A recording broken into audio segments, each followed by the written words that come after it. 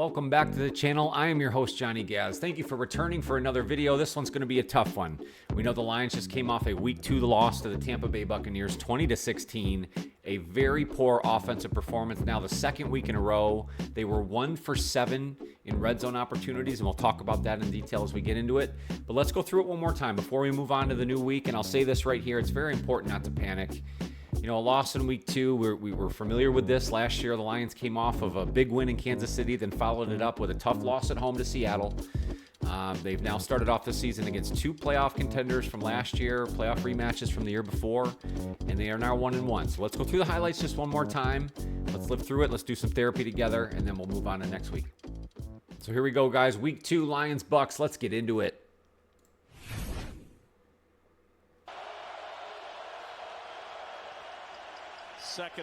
First drive here, and this one was started off real hot for the Bucs too, right? Because he hits this pass to Godwin, and I don't know if they'll show it or not, but they're going to get a penalty here on Terry and Arnold, which is going to move them right down the field, no problem. I think we're going to get it right here. That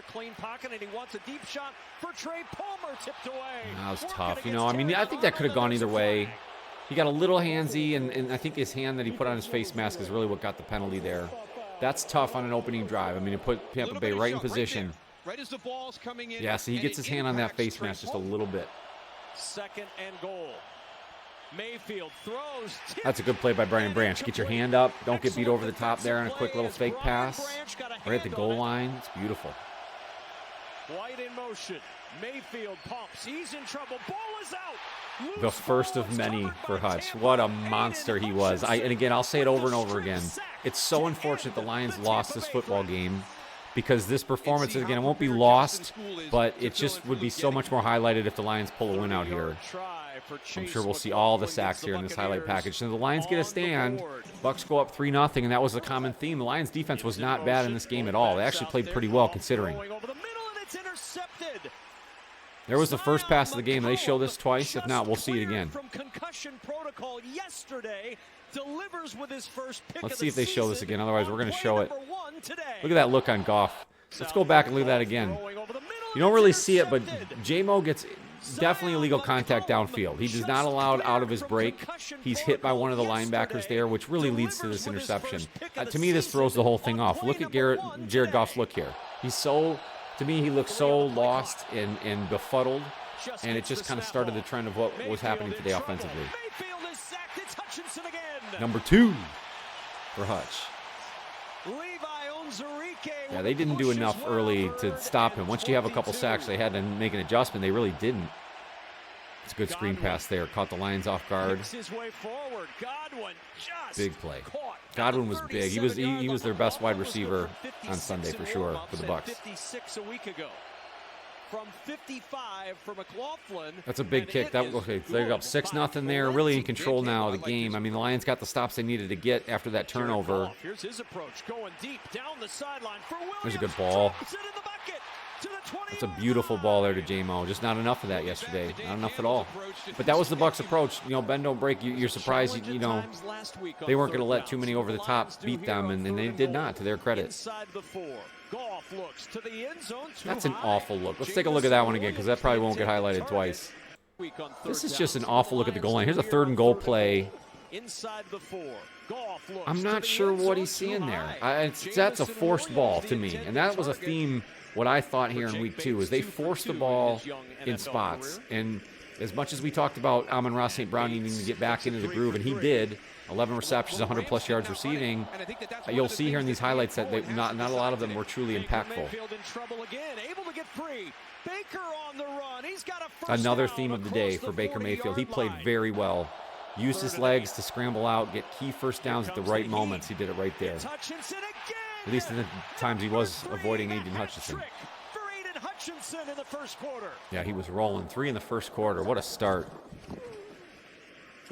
With protection over the middle. There's a good hook up there. One of many hits that he took today, or on Sunday there, and just apparently it was cramping. It was more like contusion type stuff, so nothing serious. He'll be fine for Week 3, which is good. So the Lions cannot afford to lose any wide receivers, and you see it here. I mean, they finally were able to build back some of that connection. Amon-Ra had, a big time day for catches and yards. Goff to Gibbs with blockers in front, but nowhere to go. Nothing Well happening there. defended Too many by screens, Tampa too Bay. many Lavonte David sweeps, I thought. Just like nothing plays there that were beaten up for tackle for losses. Bates To the right credit down of the the Bucs middle. there, they really held up well. I don't think the Lions ran the ball enough, gave them enough mix and variety to where they were able to just sit back and use their backup pieces in the secondary to actually make plays, and they really did well. There's Godwin again. Mayfield. Pressure coming again. Baker making magic like that right there. Come on. Godwin with a first Too much down time in Lions making something territory. happen, and Godwin, him and Godwin all day. It Was the only receiver he had a connection with all day.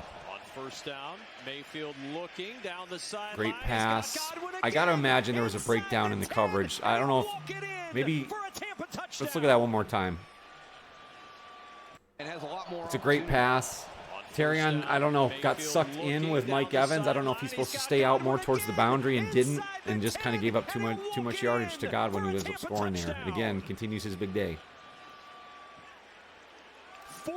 At this point, you know, watching this game, you just knew, okay, this game isn't going anywhere close to what I had predicted. I thought the Lions' offense was going to explode here today, or on Sunday against the Bucs.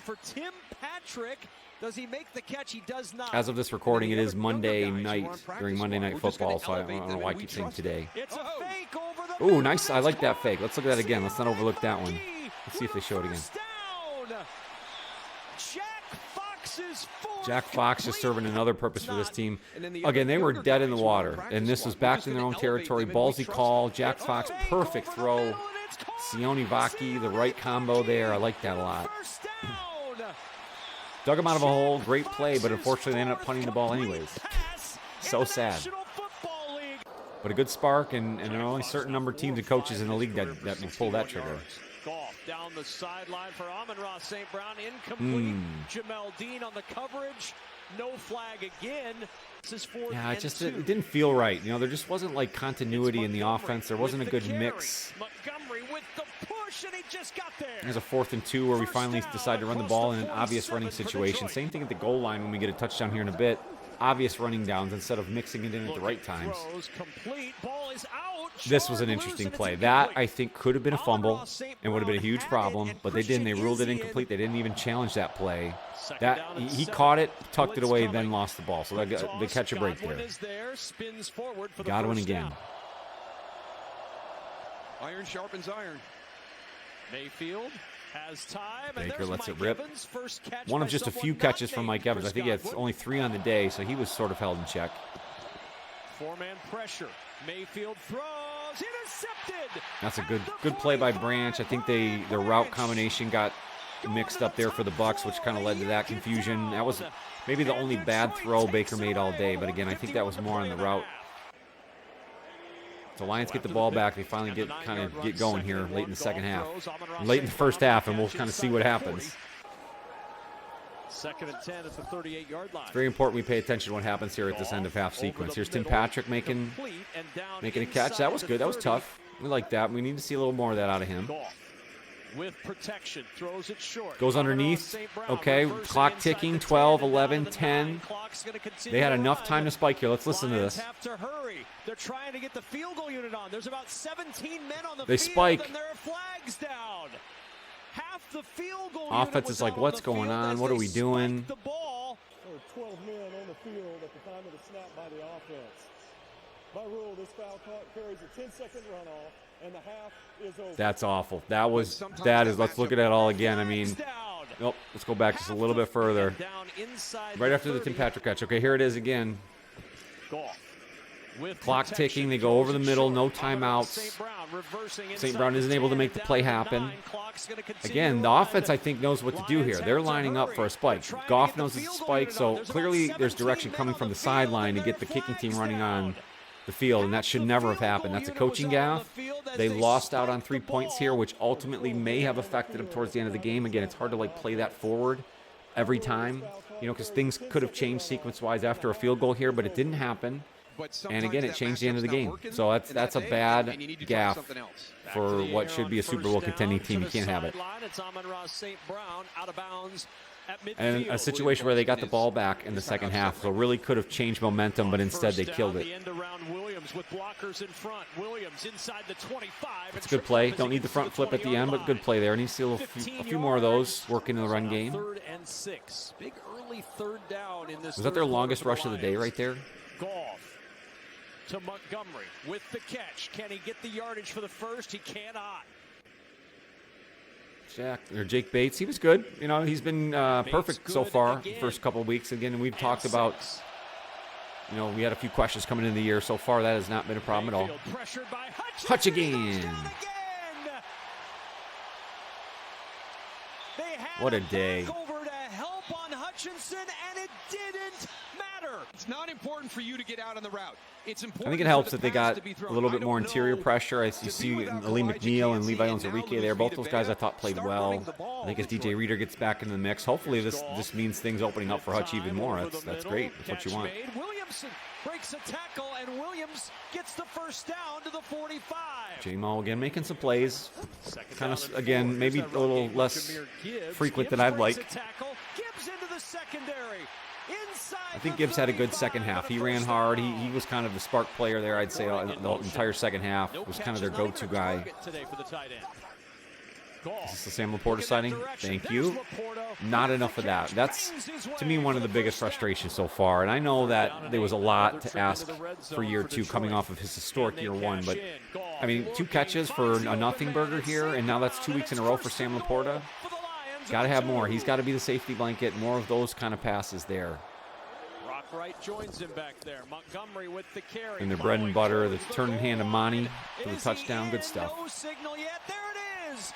You thought at the time that kind of flips it. Okay, there we go. Lions kind of bread and buttered them now back in the lead. Starting to feel good about yourself. Lions had to feel good about themselves, but let's see what happens here the rest of the game. I think everybody here knew who that one was going to. You want to be appreciated and respected by Dan Campbell. From the 49 and Baker, this was his drive. This was the money drive. That's a great pass there. McMillan's only catch of the day in a big moment. Here's a 3rd and 4, down 3.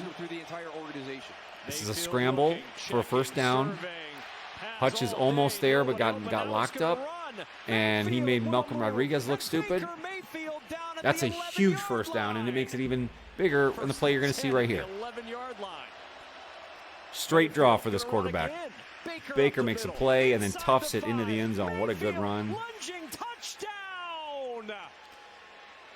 That was a big one. That's the play of the game, in my opinion. I mean, that's a great call in the moment for the right quarterback, the right guy at the right time, and he made the play. And that was the end of the scoring here for this game, sadly, because the Lions' offense could get nothing as far as points in the 4th quarter. Yardage-wise, they were fine. They controlled the possessions. You know, first downs, yardage, through the air and on the ground. They stat-wise, they had control of this game. But when you cannot convert in the red zone, they were 1 of 7. You know, and that 2-yard touchdown run by Monty was their only touchdown score. It's just, that's not going to win you football games, no matter how depleted the other team is, no matter what your strategy is, how many talented offensive players you have. If you can't convert, you make mistakes, you turn the ball over. 2 interceptions from Goff in this game. It's just not enough. Let's give Aiden Hutchinson his due on that last one here. His number 5. Ended up being 4.5. 3rd and 7. He got chipped and then worked around this one. That's a good sack. That's a good workman's sack right there. I think that's the half sack that Levi got with him there. What a day for Hutch.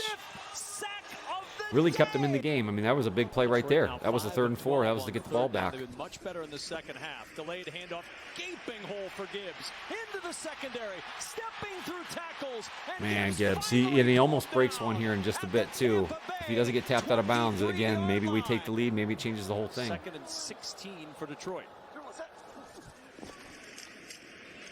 Good blitz pickup, but a bad throw. I don't know. Again, I don't know if that was looked like he was trying to get it to Tim Patrick over the middle, but he did not run the pattern or go to the location where Goff thought he was going to be, and that was a bad interception. That's tough. Close out a game. They'll go to the air to start. Evans with the catch. Evans dancing up the sideline. He's got a first down. That's too easy. You can't give that up. Fourth quarter, man. Here's a 2nd and 6. Off the play fake. Here comes pressure again from Hutchinson. Mayfield. Oh man, there's another one. And again, this doesn't turn into much, but that could have been another Hutchinson sack there. 3rd and 12 at the 35.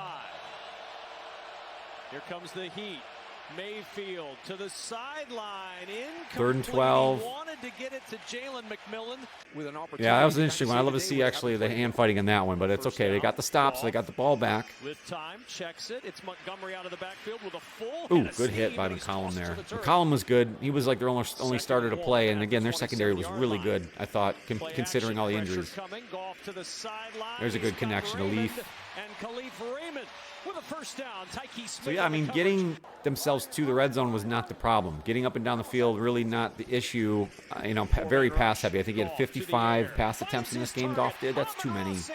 Even in a strategy of I'm gonna throw the ball over the yard, I think 55 in this offense with this offensive line in the running game is ridiculous. Over the middle, he's got Laporta, and Laporta is a yard short of the first down. Couple catches for Sam. That was a 2. He showed both of them there. But again, not impactful. You know, and last year it just felt like everything he did was impactful. Here's the run here. It almost breaks. Dean. If Dean doesn't put a helmet on Gibbs, he's gone, and the game changes. It's a different final. We'd be talking so much differently about it if he scores there. But what's this? Gibbs to the 10, and he's planted by Dennis. Yeah, I mean, that was a complaint. I've heard that a lot today, is they didn't make an attempt to go into the end zone. They ran these, like, screens and, you know, vertical routes rather than, or I'm sorry, horizontal routes rather than vertical routes towards the end zone, and it just didn't work. Obviously, that one didn't work on 4th and 8. It's a sure completion. So they had their shot there. Lions are going to, the defense is actually going to do their job again here. Quick, there's a good play by Barnes. Headsy play to get up and stop that one. He was playing a little more Sam linebacker, a little edge. You'll probably see a little more of that.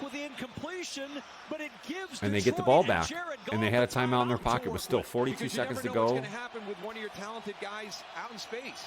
Here's Jake Camarda to punt it away. Khalif Raymond will come up on this one from the 47. They got great field position here, too. I mean, again, Leaf didn't give much, but well inside their territory. 30 seconds to go in a timeout, and just didn't get enough. Maybe that's the mistake right there, was that play, because that forced them to burn the timeout. Now you're already under 30 seconds, no timeouts to go. Steps up, throws over the middle. It's Gibbs. Remember, no more timeouts. You got to get up there and spike it. 26, they've got to hurry.